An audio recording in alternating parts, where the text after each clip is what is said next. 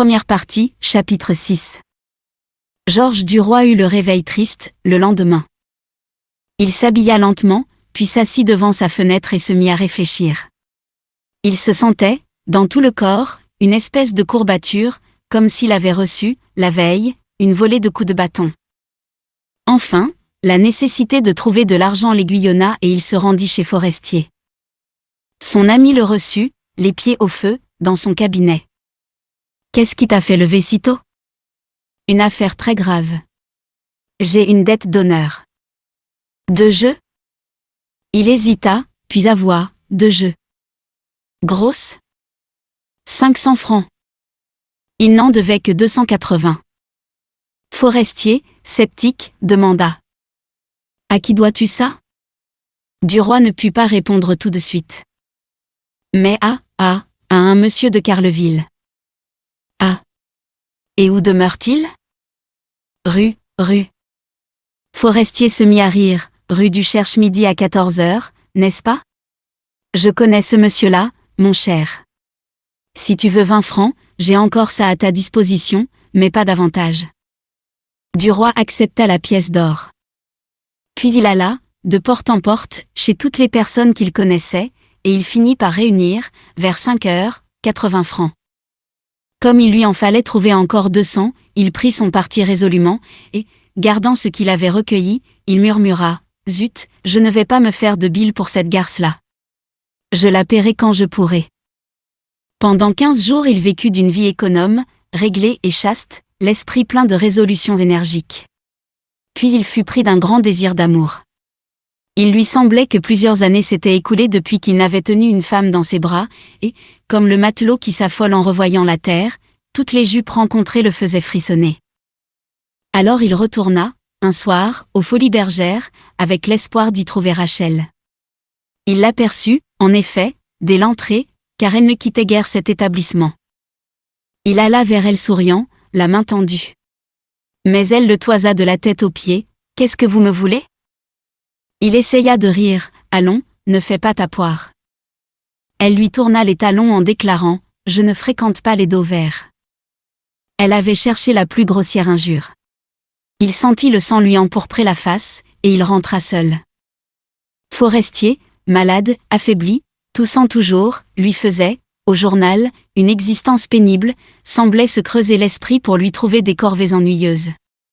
Un jour même, dans un moment d'irritation nerveuse, et après une longue quinte d'étouffement, comme Duroy ne lui apportait point un renseignement demandé, il grogna « Christi, tu es plus bête que je n'aurais cru. » L'autre faillit le gifler, mais il se contint et s'en alla en murmurant « Toi, je te rattraperai. » Une pensée rapide lui traversa l'esprit, et il ajouta « Je vas te faire cocu, mon vieux. » Et il s'en alla en se frottant les mains, réjoui par ce projet.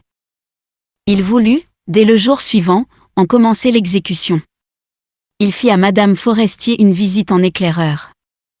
Il la trouva qui lisait un livre, étendue tout au long sur un canapé.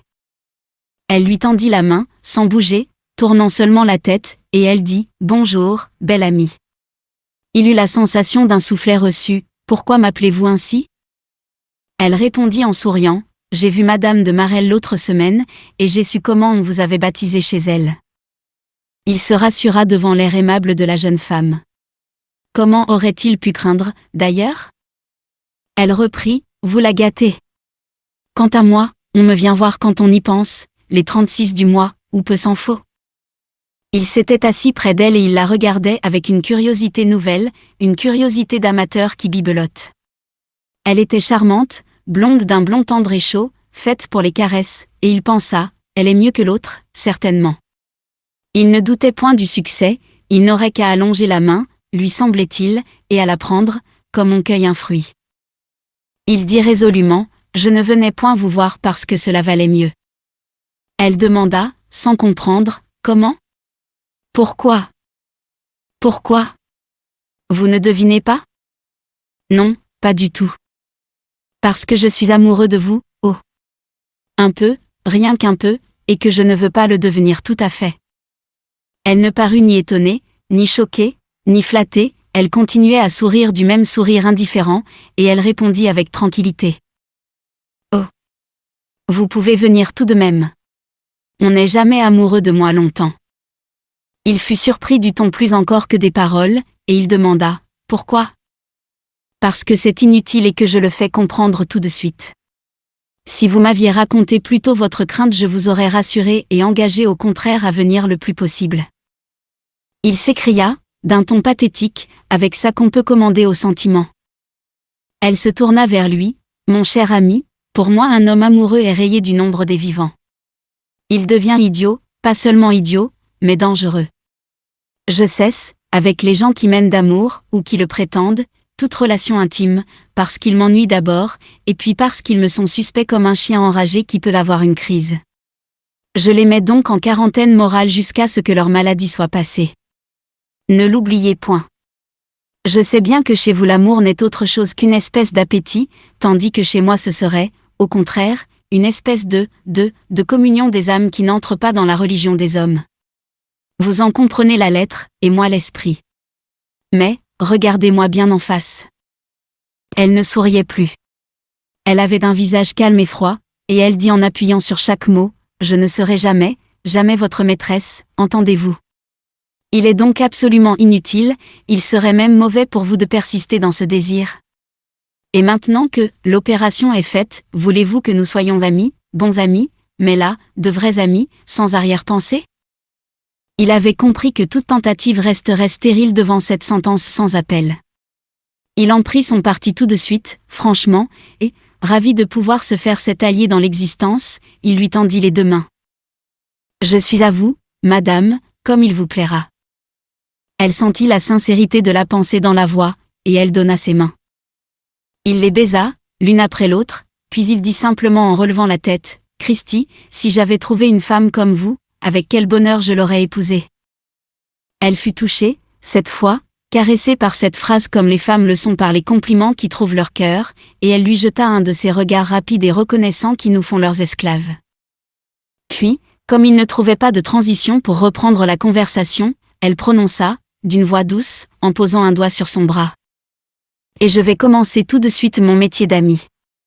Vous êtes maladroit, mon cher. » Elle hésita, et demanda, « Puis-je parler librement ? » « Oui. »« Tout à fait. »« Tout à fait. »« Eh bien. Allez donc voir Madame Walter, qui vous apprécie beaucoup, et plaisez-lui. Vous trouverez à placer par là vos compliments, bien qu'elle soit honnête, entendez-moi bien, tout à fait honnête. Oh. Pas d'espoir de maraudage non plus de ce côté. Vous y pourrez trouver mieux, en vous faisant bien voir. Je sais que vous occupez encore dans le journal une place inférieure. Mais ne craignez rien, ils reçoivent tous leurs rédacteurs avec la même bienveillance. Allez-y, croyez-moi. Il dit, en souriant, « Merci, vous êtes un ange gardien. » Puis ils parlèrent de choses et d'autres.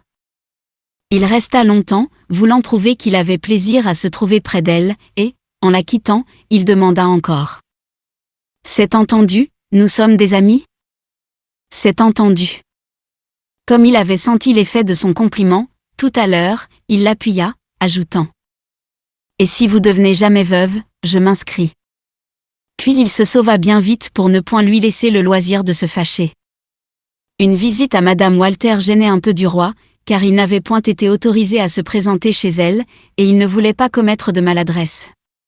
Le patron lui témoignait de la bienveillance, appréciait ses services, l'employait de préférence aux besognes difficiles, pourquoi ne profiterait-il pas de cette faveur pour pénétrer dans la maison ? Un jour donc, s'étant levé de bonne heure, il se rendit au hall au moment des ventes, et il se procura, moyennant une dizaine de francs, une vingtaine d'admirables poires. Les ayant ficelées avec soin dans une bourriche pour faire croire qu'elles venaient de loin, il les porta chez le concierge de la patronne avec sa carte où il avait écrit. Georges Duroy prie humblement Madame Walter d'accepter ces quelques fruits qu'il a reçus ce matin de Normandie. Il trouva le lendemain dans sa boîte aux lettres, au journal, une enveloppe contenant, en retour, la carte de Madame Walter, qui remerciait bien vivement Monsieur Georges Duroy, et restait chez elle tous les samedis. Le samedi suivant, il se présenta. Monsieur Walter habitait, boulevard Malherbe, une maison double lui appartenant, et dont une partie était louée, procédé économique de gens pratiques. Un seul concierge, gîté entre les deux portes cochères, tirait le cordon pour le propriétaire et pour le locataire, et donnait à chacune des entrées un grand air d'hôtel riche et comme il faut par sa belle tenue de Suisse d'église, ses gros mollets emmaillotés en débat blanc, et son vêtement de représentation à boutons d'or et à revers écarlates. Les salons de réception étaient au premier étage, précédés d'une antichambre tendue de tapisserie et enfermée par des portières. 2 valets sommeillaient sur des sièges. Un d'eux prit le par-dessus de Duroy, et l'autre s'empara de sa canne, ouvrit une porte, devança de quelques pas le visiteur, puis, s'effaçant, le laissa passer en criant son nom dans un appartement vide.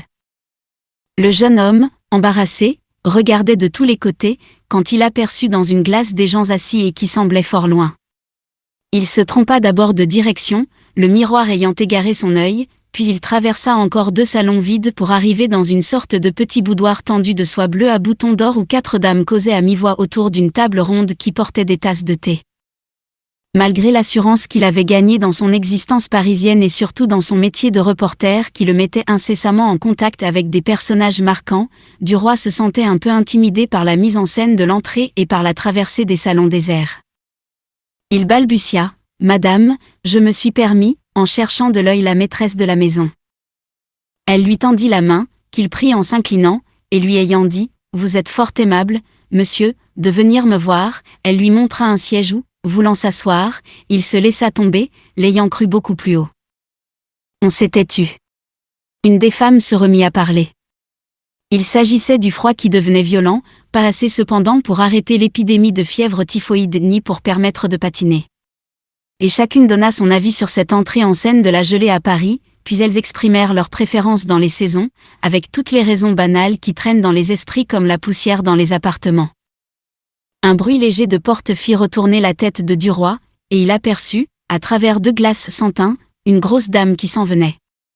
Dès qu'elle apparut dans le boudoir, une des visiteuses se leva, serra les mains, puis partit, et le jeune homme suivit du regard, par les autres salons, son dos noir où brillaient des perles de jais. Quand l'agitation de ce changement de personne se fut calmée, on parla spontanément, sans transition, de la question du Maroc et de la guerre en Orient, et aussi des embarras de l'Angleterre à l'extrémité de l'Afrique. Ces dames discutaient ces choses de mémoire, comme si elles eussent récité une comédie mondaine et convenable, répétée bien souvent. Une nouvelle entrée eut lieu, celle d'une petite blonde frisée, qui détermina la sortie d'une grande personne sèche, entre 2 âges. Et on parla des chances qu'avait Monsieur Linet pour entrer à l'académie. La nouvelle venue pensait fermement qu'il serait battu par Monsieur Cabanon-Lebas, l'auteur de la belle adaptation en vers français de Don Quichotte pour le théâtre. Vous savez que ce sera joué à l'Odéon l'hiver prochain. Ah. Vraiment. J'irai certainement voir cette tentative très littéraire. Madame Walter répondait gracieusement, avec calme et indifférence, sans hésiter jamais sur ce qu'elle devait dire, son opinion étant toujours prête d'avance. Mais elle s'aperçut que la nuit venait et elle sonna pour les lampes, tout en écoutant la causerie qui coulait comme un ruisseau de guimauve, et en pensant qu'elle avait oublié de passer chez le graveur pour les cartes d'invitation du prochain dîner. Elle était un peu trop grasse, belle encore, à l'âge dangereux où la débâcle est proche. Elle se maintenait à force de soins, de précautions, d'hygiène et de pâtes pour la peau.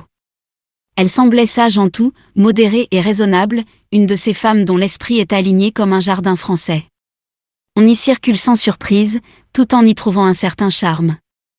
Elle avait de la raison, une raison fine, discrète et sûre, qui lui tenait lieu de fantaisie, de la bonté, du dévouement, et une bienveillance tranquille, large pour tout le monde et pour tout.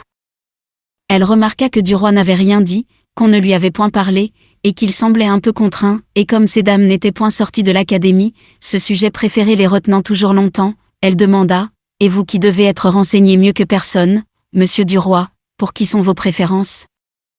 Il répondit sans hésiter « Dans cette question, madame, je n'envisagerai jamais le mérite, toujours contestable, des candidats, mais leur âge et leur santé. Je ne demanderai point leur titre, mais leur mal. Je ne rechercherai point s'ils ont fait une traduction rimée de Lope de Vega, mais j'aurai soin de m'informer de l'état de leur foie, de leur cœur, de leurs reins et de leur moelle épinière. Pour moi, une bonne hypertrophie, une bonne albuminurie, et surtout un bon commencement d'ataxie locomotrice vaudrait 100 fois mieux que 40 volumes de digressions sur l'idée de patrie dans la poésie barbaresque. Un silence étonné suivit cette opinion. Madame Walter, souriant, reprit, Pourquoi donc? Il répondit, parce que je ne cherche jamais que le plaisir qu'une chose peut causer aux femmes. Or, madame, l'Académie n'a vraiment d'intérêt pour vous que lorsqu'un académicien meurt. Plus il en meurt, plus vous devez être heureuse. Mais pour qu'il meure vite, il faut les nommer vieux et malades. Comme on demeurait un peu surpris, il ajouta, « Je suis comme vous d'ailleurs et j'aime beaucoup lire dans les Échos de Paris le décès d'un académicien. Je me demande tout de suite, qui va le remplacer? Et je fais ma liste. C'est un jeu, un petit jeu très gentil auquel on joue dans tous les salons parisiens à chaque trépas d'immortels, le jeu de la mort et des 40 vieillards. » Ces dames, un peu déconcertées encore, commençaient cependant à sourire, tant était juste sa remarque. Il conclut, en se levant, « C'est vous qui les nommez, mesdames, et vous ne les nommez que pour les voir mourir. Choisissez-les donc vieux, très vieux, le plus vieux possible, et ne vous occupez jamais du reste. » Puis il s'en alla avec beaucoup de grâce.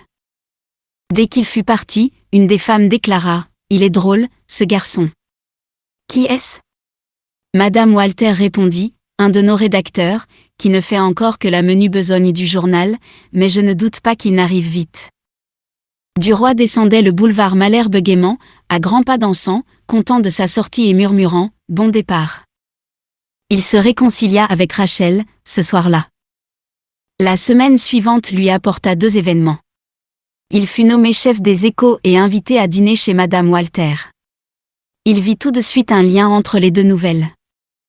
La Vie française était avant tout un journal d'argent, le patron étant un homme d'argent à qui la presse et la députation avaient servi de levier. Se faisant de la bonhomie une arme, il avait toujours manœuvré sous un masque souriant de brave homme, mais il n'employait à ses besognes, quelles qu'elles fussent, que des gens qu'il avait tâtés, éprouvés, flairés, qu'il sentait retors, audacieux et souples. Duroy, nommé chef des Échos, lui semblait un garçon précieux. Cette fonction avait été remplie jusque-là par le secrétaire de la rédaction, M. Boirnard, un vieux journaliste correct, ponctuel et méticuleux comme un employé. Depuis 30 ans il avait été secrétaire de la rédaction de 11 journaux différents, sans modifier en rien sa manière de faire ou de voir. Il passait d'une rédaction dans une autre comme on change de restaurant, s'apercevant à peine que la cuisine n'avait pas tout à fait le même goût. Les opinions politiques et religieuses lui demeuraient étrangères. Il était dévoué au journal quel qu'il fût, entendu dans la besogne, et précieux par son expérience. Il travaillait comme un aveugle qui ne voit rien, comme un sourd qui n'entend rien, et comme un muet qui ne parle jamais de rien. Il avait cependant une grande loyauté professionnelle, et ne se fût point prêté à une chose qu'il n'aurait pas jugée honnête, loyale et correcte au point de vue spécial de son métier. Monsieur Walter, qui l'appréciait cependant, avait souvent désiré un autre homme pour lui confier les Échos, qui sont, disait-il, la moelle du journal. C'est par eux qu'on lance les nouvelles, qu'on fait courir les bruits, qu'on agit sur le public et sur la rente. Entre 2 soirées mondaines, il faut savoir glisser, sans avoir l'air de rien, la chose importante, plutôt insinuée que dite. Il faut, par des sous-entendus, laisser deviner ce qu'on veut, démentir de telle sorte que la rumeur s'affirme, ou affirmer de telle manière que personne ne croit au fait annoncé. Il faut que, dans les Échos, chacun trouve, chaque jour, une ligne au moins qui l'intéresse, afin que tout le monde les lise. Il faut penser à tout et à tous, à tous les mondes, à toutes les professions, à Paris et à la province, à l'armée et aux peintres, au clergé et à l'université, aux magistrats et aux courtisanes. L'homme qui les dirige et qui commande au bataillon des reporters doit être toujours en éveil, et toujours en garde, méfiant, prévoyant, rusé, alerte et souple, armé de toutes les astuces et doué d'un flair infaillible pour découvrir la nouvelle fausse du premier coup d'œil, pour juger ce qui est bon à dire et bon à sceller, pour deviner ce qui portera sur le public, et il doit savoir le présenter de telle façon que l'effet en soit multiplié. Monsieur Boirnard, qui avait pour lui une longue pratique, manquait de maîtrise et de chic, il manquait surtout de la rouerie native qu'il fallait pour pressentir chaque jour les idées secrètes du patron. Duroy devait faire l'affaire en perfection, et il complétait admirablement la rédaction de cette feuille, qui naviguait sur les fonds de l'État et sur les bas-fonds de la politique, selon l'expression de Norbert de Varenne. Les inspirateurs et véritables rédacteurs de la Vie française étaient une demi-douzaine de députés intéressés dans toutes les spéculations que lançait ou que soutenait le directeur. On les nommait à la chambre la bande à Walter, et on les enviait parce qu'ils devaient gagner de l'argent avec lui et par lui. Forestier, rédacteur politique, n'était que l'homme de paille de ces hommes d'affaires, l'exécuteur des intentions suggérées par eux. Il lui soufflait ses articles de fond, qu'il allait toujours écrire chez lui pour être tranquille, disait-il. Mais, afin de donner au journal une allure littéraire et parisienne, on y avait attaché 2 écrivains célèbres en des genres différents, Jacques Rival, chroniqueur d'actualité, et Norbert de Varenne, poète et chroniqueur fantaisiste, ou plutôt conteur, suivant la nouvelle école. Puis on s'était procuré, à bas prix, des critiques d'art, de peinture, de musique, de théâtre, un rédacteur criminaliste et un rédacteur hippique, parmi la grande tribu mercenaire des écrivains à tout faire. 2 femmes du monde, Domino Rose et Patte Blanche, envoyaient des variétés mondaines, traitaient les questions de mode, de vie élégante, d'étiquette, de savoir-vivre, et commettaient des indiscrétions sur les grandes dames. Et la vie française naviguait sur les fonds et bas-fonds, manœuvrée par toutes ses mains différentes.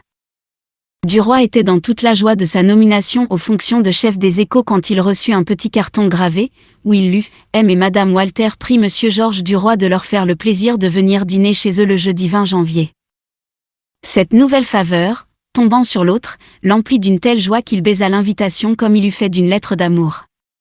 Puis il alla trouver le caissier pour traiter la grosse question des fonds. Un chef des Échos a généralement son budget sur lequel il paie ses reporters et les nouvelles, bonnes ou médiocres, apportées par l'un ou l'autre, comme les jardiniers apportent leurs fruits chez un marchand de primeurs. 1200 francs par mois, au début, étaient alloués à Duroy, qui se proposait bien d'en garder une forte partie. Le caissier, sur ses représentations pressantes, avait fini par lui avancer 400 francs. Il eut, au premier moment, l'intention formelle de renvoyer à Madame de Marelle les 280 francs qu'il lui devait, mais il réfléchit presque aussitôt qu'il ne lui resterait plus entre les mains que 120 francs, somme tout à fait insuffisante pour faire marcher, d'une façon convenable, son nouveau service, et il remit cette restitution à des temps plus éloignés. Pendant 2 jours, il s'occupa de son installation, car il héritait d'une table particulière et de casiers à lettres, dans la vaste pièce commune à toute la rédaction. Il occupait un bout de cette pièce, tandis que Boisrenard, dont les cheveux d'un noir d'ébène, malgré son âge, était toujours penché sur une feuille de papier, tenait l'autre bout. La longue table du centre appartenait au rédacteur volant. Généralement elle servait de banc pour s'asseoir, soit les jambes pendantes le long des bords, soit à la turque sur le milieu.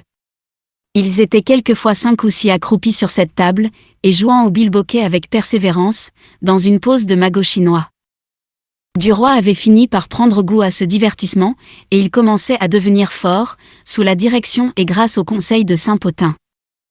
Forestier, de plus en plus souffrant, lui avait confié son beau bilboquet en bois des îles, le dernier acheté, qu'il trouvait un peu lourd, et Duroy manœuvrait d'un bras vigoureux la grosse boule noire au bout de sa corde, en comptant tout bas, 1, 2, 3, 4, 5, 6. Il arriva justement, pour la première fois, à faire 20 points de suite, le jour même où il devait dîner chez Madame Walter. Bonne journée, pensa-t-il, j'ai tous les succès. Car l'adresse au bilboquet conférait vraiment une sorte de supériorité dans les bureaux de la vie française. Il quitta la rédaction de bonne heure pour avoir le temps de s'habiller, et il remontait la rue de Londres, quand il vit trotter devant lui une petite femme qui avait la tournure de Madame de Marelle. Il sentit une chaleur lui monter au visage, et son cœur se mit à battre. Il traversa la rue pour la regarder de profil. Elle s'arrêta pour traverser aussi. Il s'était trompé, il respira. Il s'était souvent demandé comment il devrait se comporter en la rencontrant face à face. La saluerait-il, ou bien aurait-il l'air de ne la point voir ? Je ne la verrai pas, pensa-t-il. Il faisait froid, les ruisseaux gelés gardaient des empâtements de glace. Les trottoirs étaient secs et gris sous la lueur du gaz. Quand le jeune homme entra chez lui, il songea, il faut que je change de logement. Cela ne me suffit plus maintenant.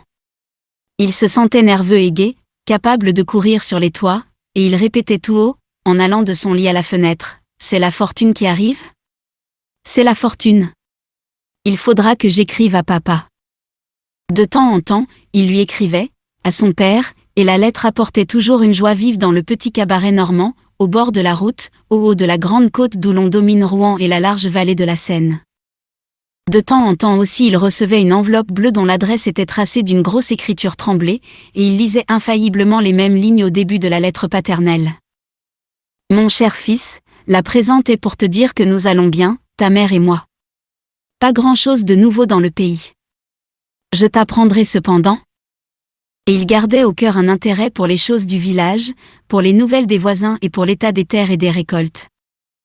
Il se répétait, en nouant sa cravate blanche devant sa petite glace, il faut que j'écrive à papa dès demain. S'il me voyait, ce soir, dans la maison où je vais, serait-il épaté, le vieux? Sacristi, je ferai tout à l'heure un dîner comme il n'en a jamais fait.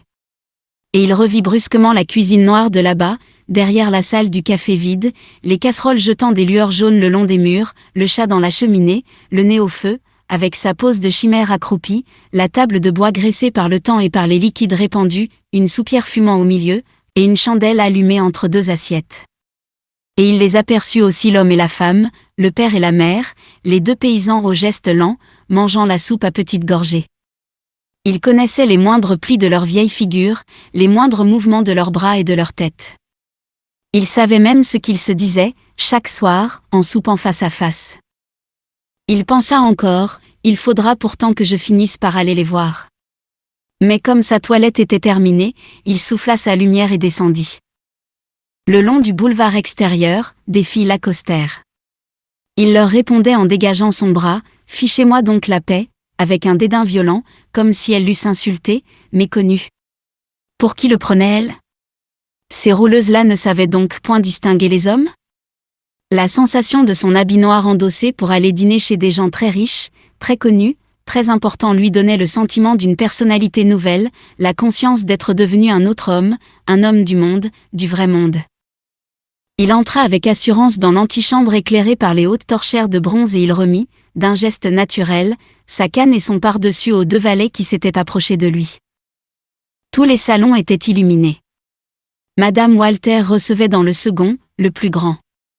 Elle l'accueillit avec un sourire charmant, et il serra la main des deux hommes arrivés avant lui, Monsieur Firmin et Monsieur Laroche-Mathieu, députés, rédacteurs anonymes de la Vie française.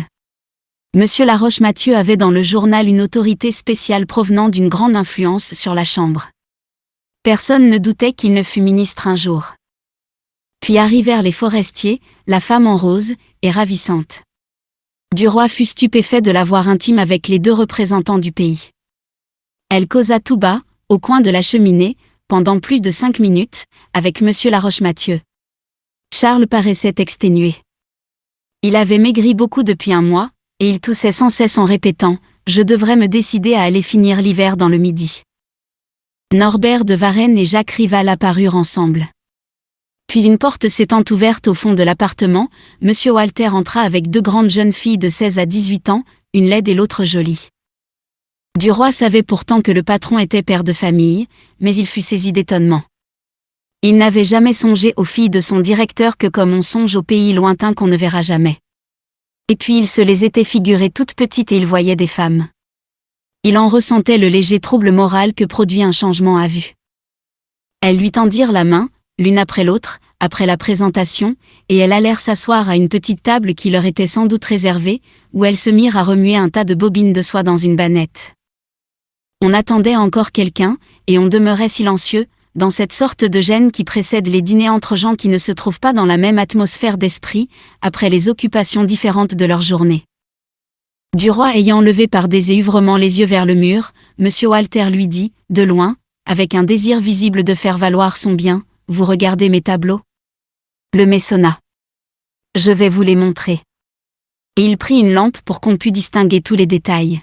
« Ici les paysages, dit-il. » Au centre du panneau on voyait une grande toile de Guillemets, une plage de Normandie sous un ciel d'orage. Au-dessous, un bois de Harpigny, puis une plaine d'Algérie, par Guillaumet, avec un chameau à l'horizon, un grand chameau sur ses hautes jambes, pareil à un étrange monument. Monsieur Walter passa au mur voisin et annonça, avec un ton sérieux, comme un maître de cérémonie, la grande peinture. C'était 4 toiles, une visite d'hôpital, par Gervex, une moissonneuse, par Bastien Lepage, une veuve, par Bougreau, et une exécution, par Jean-Paul Laurence. Cette dernière œuvre représentait un prêtre vendéen fusillé contre le mur de son église par un détachement de bleus. Un sourire passa sur la figure grave du patron en indiquant le panneau suivant, ici les fantaisistes. On apercevait d'abord une petite toile de Jean Béraud, intitulé « Le haut et le bas ». C'était une jolie Parisienne montant l'escalier d'un tramway en marche. Sa tête apparaissait au niveau de l'impériale, et les messieurs assis sur les bancs découvraient, avec une satisfaction avide, le jeune visage qui venait vers eux, tandis que les hommes debout sur la plateforme du bas considéraient les jambes de la jeune femme avec une expression différente de dépit et de convoitise. Monsieur Walter tenait la lampe à bout de bras, et répétait en riant d'un rire polisson, « Hein ? Est-ce drôle ? Est-ce drôle ?» Puis il éclaira, un sauvetage, par Lambert. Au milieu d'une table desservie, un jeune chat, assis sur son derrière, examinait avec étonnement et perplexité une mouche se noyant dans un verre d'eau. Il avait une patte levée, prêt à cueillir l'insecte d'un coup rapide. Mais il n'était point décidé. Il hésitait. Que ferait-il ? Puis le patron montra un de taille, la leçon, qui représentait un soldat dans une caserne, apprenant à un caniche à jouer du tambour, et il déclara « En voilà de l'esprit ». Duroy riait d'un rire approbateur et s'extasiait, « Comme c'est charmant, char ». Il s'arrêta net, en entendant derrière lui la voix de Madame de Marelle qui venait d'entrer. Le patron continuait à éclairer les toiles, en les expliquant. Il montrait maintenant une aquarelle de Maurice Leloir, l'obstacle. C'était une chaise à porteurs arrêtés, la rue se trouvant barrée par une bataille entre deux hommes du peuple, deux gaillards luttant comme des Hercules. Et on voyait sortir par la fenêtre de la chaise un ravissant visage de femme qui regardait, sans impatience, sans peur, et avec une certaine admiration le combat de ces deux brutes. Monsieur Walter disait toujours, j'en ai d'autres dans les pièces suivantes, mais ils sont de gens moins connus, moins classés. Ici c'est mon salon carré. J'achète des jeunes en ce moment, des tout jeunes, et je les mets en réserve dans les appartements intimes, en attendant le moment où les auteurs seront célèbres. Puis il prononça tout bas, c'est l'instant d'acheter des tableaux. Les peintres crèvent de faim. Ils n'ont pas le sou, pas le sou. Mais Duroy ne voyait rien, entendait sans comprendre. Madame de Marelle était là, derrière lui. Que devait-il faire ? S'il la saluait, n'allait-elle point lui tourner le dos ou lui jeter quelque insolence ? S'il ne s'approchait pas d'elle, que penserait-on ? Il se dit, je vais toujours gagner du temps. Il était tellement ému qu'il eut l'idée un moment de simuler une indisposition subite qui lui permettrait de s'en aller. La visite des murs était finie. Le patron alla reposer sa lampe et saluer la dernière venue, tandis que Duroy recommençait tout seul l'examen des toiles comme s'il ne se fût pas lassé de les admirer. Il avait l'esprit bouleversé. Que devait-il faire ? Il entendait les voix, il distinguait la conversation. Madame Forestier l'appela, dites donc, Monsieur Duroy. Il courut vers elle. C'était pour lui recommander une amie qui donnait une fête et qui aurait bien voulu une citation dans les échos de la vie française. Il balbutiait, mais certainement, madame, certainement. Madame de Marelle se trouvait maintenant tout près de lui. Il n'osait point se retourner pour s'en aller. Tout à coup, il se crut devenu fou, elle avait dit, à haute voix, « Bonjour, belle amie. Vous ne me reconnaissez donc plus ?» Il pivota sur ses talons avec rapidité. Elle se tenait debout devant lui, souriante, l'œil plein de gaieté et d'affection. Et elle lui tendit la main. Il la prit en tremblant, craignant encore quelques ruses et quelques perfidies. Elle ajouta avec sérénité. « Que devenez-vous ? On ne vous voit plus. » Il bégayait, sans parvenir à reprendre son sang-froid. « Mais j'ai eu beaucoup à faire, madame, beaucoup à faire. Monsieur Walter m'a confié un nouveau service qui me donne énormément d'occupation. » Elle répondit, en le regardant toujours en face, sans qu'il pût découvrir dans son œil autre chose que de la bienveillance, « Je le sais. Mais ce n'est pas une raison pour oublier vos amis. » Ils furent séparés par une grosse dame qui entrait, une grosse dame décolletée, aux bras rouges, aux joues rouges, vêtue et coiffée avec prétention, et marchant si lourdement qu'on sentait, à la voir aller, le poids et l'épaisseur de ses cuisses. Comme on paraissait la traiter avec beaucoup d'égard, Duroy demanda à Madame Forestier. « Quelle est cette personne ? » La vicomtesse de Percémur, celle qui signe, patte blanche. Il fut stupéfait et saisi par une envie de rire. Patte blanche. Patte blanche. Moi qui voyais, en pensée, une jeune femme comme vous. C'est ça, patte blanche ? Ah. Elle est bien bonne, bien bonne. Un domestique apparut dans la porte et annonça. Madame est servie. Le dîner fut banal et gai, un de ces dîners où l'on parle de tout sans rien dire. Duroy se trouvait entre la fille aînée du patron, la laide, Mademoiselle Rose, et Madame de Marelle. Ce dernier voisinage le gênait un peu, bien qu'elle eût l'air fort à l'aise et causa avec son esprit ordinaire. Il se troubla d'abord, contraint, hésitant, comme un musicien qui a perdu le ton. Peu à peu, cependant, l'assurance lui revenait, et leurs yeux, se rencontrant sans cesse, s'interrogeaient, mêlaient leurs regards d'une façon intime, presque sensuelle, comme autrefois. Tout à coup, il crut sentir, sous la table, quelque chose effleurer son pied. Il avança doucement la jambe et rencontra celle de sa voisine qui ne recula point à ce contact. Ils ne parlaient pas, en ce moment, tournés tous deux vers leurs autres voisins. Duroy, le cœur battant, poussa un peu plus son genou. Une pression légère lui répondit. Alors il comprit que leurs amours recommençaient. Que dirent-ils ensuite? Pas grand-chose, mais leurs lèvres frémissaient chaque fois qu'ils se regardaient. Le jeune homme, cependant, voulant être aimable pour la fille de son patron, lui adressait une phrase de temps en temps. Elle y répondait, comme l'aurait fait sa mère, n'hésitant jamais sur ce qu'elle devait dire. À la droite de M. Walter, la vicomtesse de Persémur prenait des allures de princesse, et Duroy, s'égayant à la regarder, demanda tout bas à Madame de Marelle. « Est-ce que vous connaissez l'autre, celle qui signe, Domino Rose ?»« Oui, parfaitement, la baronne de Livard ?»« Est-elle du même cru ?»« Non. Mais aussi drôle. Une grande sèche, 60 ans, frison faux, dents à l'anglaise, esprit de la Restauration, toilette même époque. Où ont-ils déniché ces phénomènes de l'être ? Les épaves de la noblesse sont toujours recueillies par les bourgeois parvenus. Pas d'autre raison ? Aucune autre. Puis une discussion politique commença entre le patron, les deux députés, Norbert de Varenne et Jacques Rival, et elle dura jusqu'au dessert. Quand on fut retourné dans le salon, Duroy s'approcha de nouveau de Madame de Marelle, et, la regardant au fond des yeux, « Voulez-vous que je vous reconduise, ce soir ?»« Non. »« Pourquoi ?»« Parce que Monsieur Laroche-Mathieu, qui est mon voisin, me laisse à ma porte chaque fois que je dîne ici.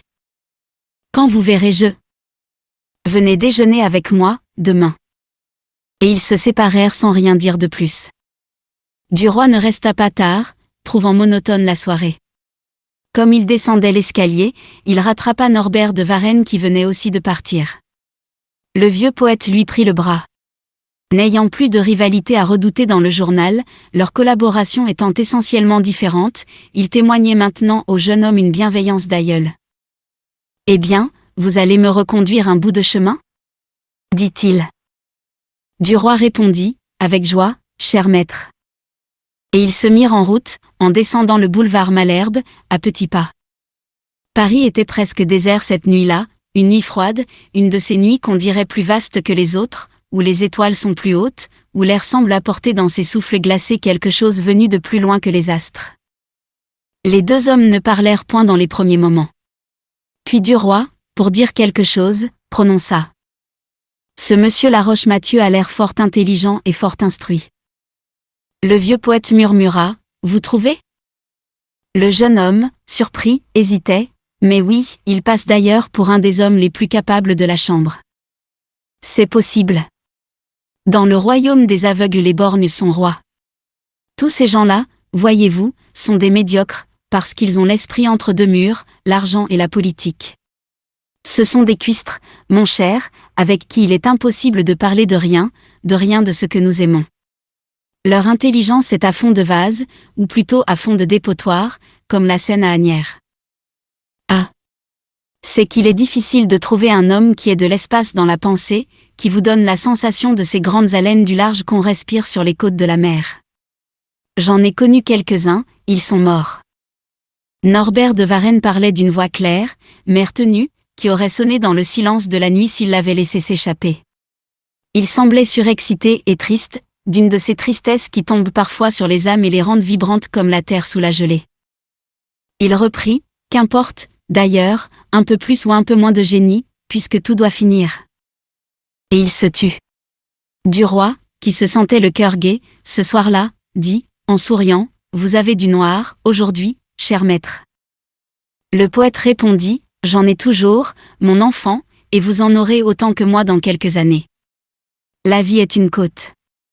Tant qu'on monte, on regarde le sommet, et on se sent heureux, mais, lorsqu'on arrive en haut, on aperçoit tout d'un coup la descente, et la fin qui est la mort. Ça va lentement quand on monte, mais ça va vite quand on descend. À votre âge, on est joyeux. On espère tant de choses, qui n'arrivent jamais d'ailleurs. Au mien, on n'attend plus rien, que la mort. » Duroy se mit à rire, « Bigre, vous me donnez froid dans le dos. » Norbert de Varenne reprit, « Non, vous ne me comprenez pas aujourd'hui, mais vous vous rappellerez plus tard ce que je vous dis en ce moment. Il arrive un jour, voyez-vous, et il arrive de bonne heure pour beaucoup, où c'est fini de rire, comme on dit, parce que derrière tout ce qu'on regarde, c'est la mort qu'on aperçoit. Oh! Vous ne comprenez même pas ce mot-là, vous, la mort. À votre âge, ça ne signifie rien. Au mien, il est terrible. Oui, on le comprend tout d'un coup, on ne sait pas pourquoi ni à propos de quoi, et alors tout change d'aspect, dans la vie. Moi, depuis 15 ans, je la sens qui me travaille comme si je portais en moi une bête rongeuse. Je l'ai senti peu à peu, mois par mois, heure par heure, me dégrader ainsi qu'une maison qui s'écroule. Elle m'a défiguré si complètement que je ne me reconnais pas. Je n'ai plus rien de moi l'homme radieux, frais et fort que j'étais à 30 ans. Je l'ai vue teindre en blanc mes cheveux noirs, et avec quelle lenteur savante et méchante. Elle m'a pris ma peau ferme, mes muscles, mes dents, tout mon corps de jadis, ne me laissant qu'une âme désespérée qu'elle enlèvera bientôt aussi. Oui, elle m'a émietté, la gueuse, elle a accompli doucement et terriblement la longue destruction de mon être, seconde par seconde. Et maintenant je me sens mourir en tout ce que je fais. Chaque pas m'approche d'elle, chaque mouvement, chaque souffle hâte son odieuse besogne. Respirer, dormir, boire, manger, travailler, rêver, tout ce que nous faisons, c'est mourir.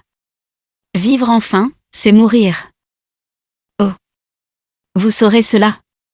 Si vous réfléchissiez seulement un quart d'heure, vous la verriez. Que attendez-vous? De l'amour? Encore quelques baisers, et vous serez impuissant. Et puis, après? De l'argent? Pourquoi faire? Pour payer des femmes? Joli bonheur. Pour manger beaucoup, devenir obèse et crier des nuits entières sous les morsures de la goutte? Et puis encore? De la gloire? À quoi cela sert-il quand on ne peut plus l'accueillir sous forme d'amour? Et puis, après? Toujours la mort pour finir. Moi, maintenant, je la vois de si près que j'ai souvent envie d'étendre les bras pour la repousser. Elle couvre la terre et emplit l'espace. Je la découvre partout. Les petites bêtes écrasées sur les routes, les feuilles qui tombent, le poil blanc aperçu dans la barbe d'un ami, me ravagent le cœur et me crient, la voilà. Elle me gâte tout ce que je fais, tout ce que je vois, ce que je mange et ce que je bois, tout ce que j'aime, les clairs de lune, les levers de soleil, la grande mer, les belles rivières, et l'air des soirs d'été, si doux à respirer. Il allait doucement, un peu essoufflé, rêvant tout haut, oubliant presque qu'on l'écoutait. Il reprit, et jamais un être ne revient, jamais. On garde les moules des statues, les empreintes qui refont toujours des objets pareils, mais mon corps, mon visage, mes pensées, mes désirs ne reparaîtront jamais. Et pourtant il naîtra des millions, des milliards d'êtres qui auront dans quelques centimètres carrés un nez, des yeux, un front, des joues et une bouche comme moi, et aussi une âme comme moi, sans que jamais je revienne, moi, sans que jamais même quelque chose de moi reconnaissable reparaisse dans ces créatures innombrables et différentes, indéfiniment différentes bien que pareilles à peu près. À quoi se rattacher? Vers qui jeter des cris de détresse? À quoi pouvons-nous croire? Toutes les religions sont stupides, avec leur morale puérile et leurs promesses égoïstes, monstrueusement bêtes. La mort seule est certaine. Il s'arrêta, pris Duroy par les deux extrémités du col de son pardessus, et, d'une voix lente. Pensez à tout cela, jeune homme, pensez Y pendant des jours, des mois et des années, et vous verrez l'existence d'une autre façon. Essayez donc de vous dégager de tout ce qui vous enferme, faites cet effort surhumain de sortir vivant de votre corps, de vos intérêts, de vos pensées et de l'humanité tout entière, pour regarder ailleurs, et vous comprendrez combien ont peu d'importance les querelles des romantiques et des naturalistes, et la discussion du budget. Il se remit à marcher d'un pas rapide. Mais aussi vous sentirez l'effroyable détresse des désespérés. Vous vous débattrez, éperdus, noyés, dans les incertitudes. Vous crierez, à l'aide, de tous les côtés, et personne ne vous répondra. Vous tendrez les bras, vous appellerez pour être secourus, aimés, consolés, sauvés, et personne ne viendra. Pourquoi souffrons-nous ainsi ? C'est que nous étions nés sans doute pour vivre davantage selon la matière et moins selon l'esprit, mais, à force de penser, une disproportion s'est faite entre l'état de notre intelligence agrandie et les conditions immuables de notre vie. Regardez les gens médiocres, à moins de grands désastres tombant sur eux ils se trouvent satisfaits, sans souffrir du malheur commun. Les bêtes non plus ne le sentent pas. Il s'arrêta encore, réfléchit quelques secondes, puis d'un air lassé résigné. Moi, je suis un être perdu. Je n'ai ni père, ni mère, ni frère, ni sœur, ni femme, ni enfant, ni Dieu. Il ajouta, après un silence, je n'ai que la rime. Puis, levant la tête vers le firmament, où luisait la face pâle de la pleine lune, il déclama. Et je cherche le mot de cet obscur problème dans le ciel noir et vide où flotte un astre blême. Ils arrivaient au pont de la Concorde, ils le traversèrent en silence, puis ils longèrent le palais Bourbon. Norbert de Varenne se remit à parler. « Mariez-vous, mon ami, vous ne savez pas ce que c'est que de vivre seul, à mon âge.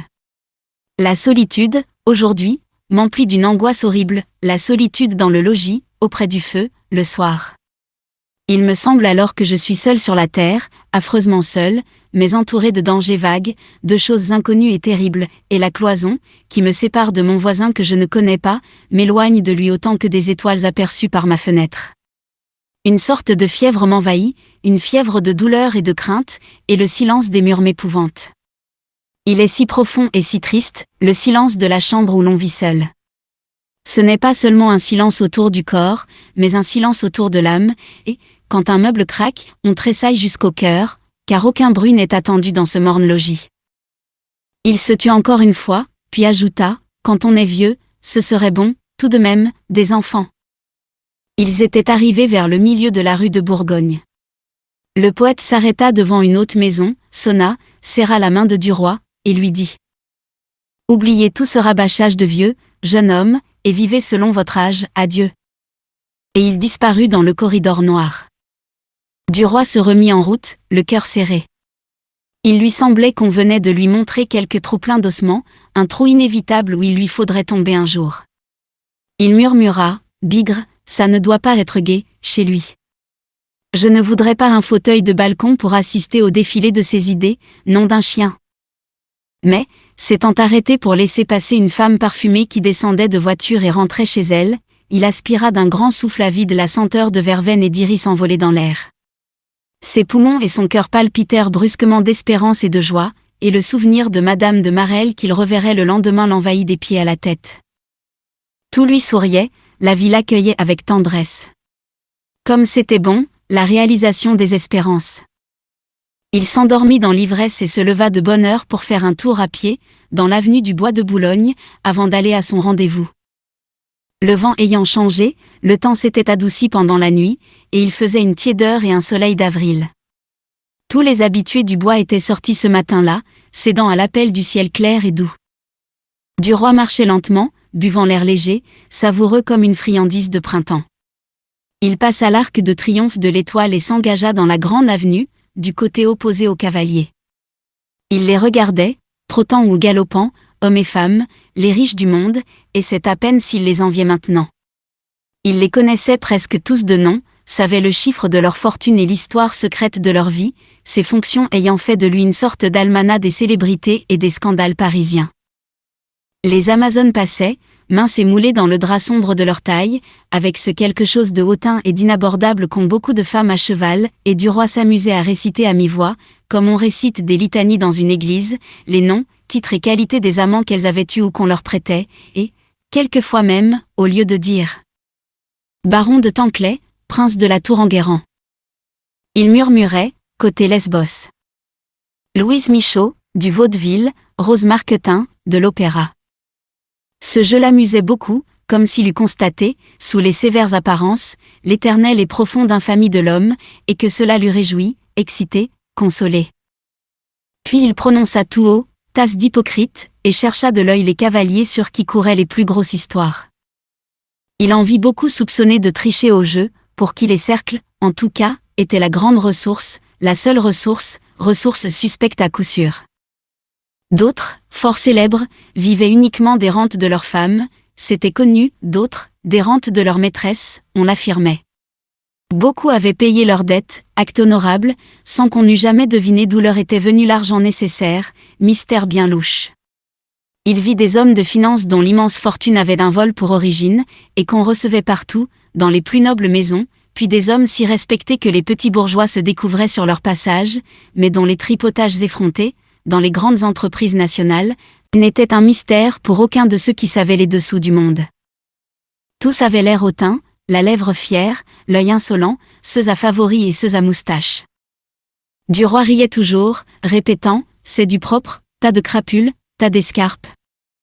Mais une voiture passa, découverte, basse et charmante, traînée au grand trot par deux minces chevaux blancs dont la crinière et la queue voltigeaient, et conduite par une petite jeune femme blonde, une courtisane connue qui avait deux gros massifs derrière elle.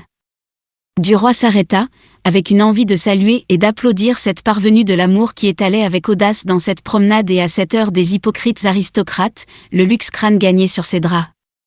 Il sentait peut-être vaguement qu'il y avait quelque chose de commun entre eux, un lien de nature, qu'ils étaient de même race, de même âme, et que son succès aurait des procédés audacieux de même ordre. Il revint plus doucement, le cœur chaud de satisfaction, et il arriva, un peu avant l'heure, à la porte de son ancienne maîtresse. Elle le reçut, les lèvres tendues, comme si aucune rupture n'avait eu lieu, et elle oublia même, pendant quelques instants, la sage prudence qu'elle opposait, chez elle, à leurs caresses. Puis elle lui dit, en baisant les bouts frisés de ses moustaches, « Tu ne sais pas l'ennui qui m'arrive, mon chéri ? J'espérais une bonne lune de miel, et voilà mon mari qui me tombe sur le dos pour 6 semaines, il a pris un congé. Mais je ne veux pas rester 6 semaines sans te voir, surtout après notre petite brouille, et voilà comment j'ai arrangé les choses. Tu viendras me demander à dîner lundi, je lui ai déjà parlé de toi. Je te présenterai. » Duroy hésitait, un peu perplexe, ne s'étant jamais trouvé encore en face d'un homme dont il possédait la femme. Il craignait que quelque chose le trahît, un peu de gêne, un regard, n'importe quoi. Il balbutiait, « Non, j'aime mieux ne pas faire la connaissance de ton mari. » Elle insista, fort étonnée, debout devant lui et ouvrant des yeux naïfs, « Mais pourquoi ? Quelle drôle de chose ! Ça arrive tous les jours, ça. Je ne t'aurais pas cru si nigaud, par exemple. » Il fut blessé, « Eh bien, soit, je viendrai dîner lundi. » Elle ajouta, « Pour que ce soit bien naturel, j'aurai les forestiers. Ça ne m'amuse pourtant pas de recevoir du monde chez moi. » Jusqu'au lundi, Duroy ne pensa plus guère à cette entrevue, mais voilà qu'en montant l'escalier de Madame de Marelle, il se sentit étrangement troublé, non pas qu'il lui répugnât de prendre la main de ce mari, de boire son vin et de manger son pain, mais il avait peur de quelque chose, sans savoir de quoi. On le fit entrer dans le salon, et il attendit, comme toujours. Puis la porte de la chambre s'ouvrit, et il aperçut un grand homme à barbe blanche, décoré, grave et correct, qui vint à lui avec une politesse minutieuse. « Ma femme m'a souvent parlé de vous, monsieur, et je suis charmé de faire votre connaissance. » Duroy s'avança en tâchant de donner à sa physionomie un air de cordialité expressive et il serra avec une énergie exagérée la main tendue de son hôte. Puis, s'étant assis, il ne trouva rien à lui dire. M. de Marelle remit un morceau de bois au feu, et demanda, « Voici longtemps que vous vous occupez de journalisme ?» Duroy répondit, « Depuis quelques mois seulement. » « Ah ! Vous avez marché vite. » « Oui, assez vite, et il se mit à parler au hasard, sans trop songer à ce qu'il disait, débitant toutes les banalités en usage entre gens qui ne se connaissent point. Il se rassurait maintenant et commençait à trouver la situation fort amusante. Il regardait la figure sérieuse et respectable de M. de Marelle, avec une envie de rire sur les lèvres, en pensant, « Toi, je te fais cocu, mon vieux, je te fais cocu. » Et une satisfaction intime, vicieuse, le pénétrait, une joie de voleur qui a réussi et qu'on ne soupçonne pas, une joie fourbe, délicieuse. Il avait envie, tout à coup, d'être l'ami de cet homme, de gagner sa confiance, de lui faire raconter les choses secrètes de sa vie. Madame de Marelle entra brusquement, et les ayant couverts d'un coup d'œil souriant et impénétrable, elle alla vers du roi qui n'osa point, devant le mari, lui baiser la main, ainsi qu'il le faisait toujours. Elle était tranquille et gaie comme une personne habituée à tout, qui trouvait cette rencontre naturelle et simple, en sa rouerie native et franche. Laurine apparut, et vint, plus sagement que de coutume, tendre son front à Georges, la présence de son père l'intimidant.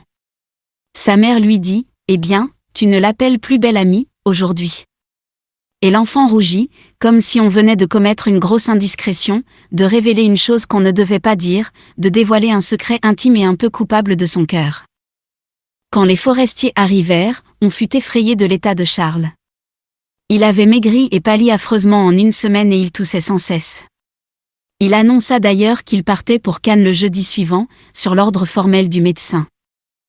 Ils se retirèrent de bonne heure, et du roi dit en hochant la tête. « Je crois qu'il file un bien mauvais coton.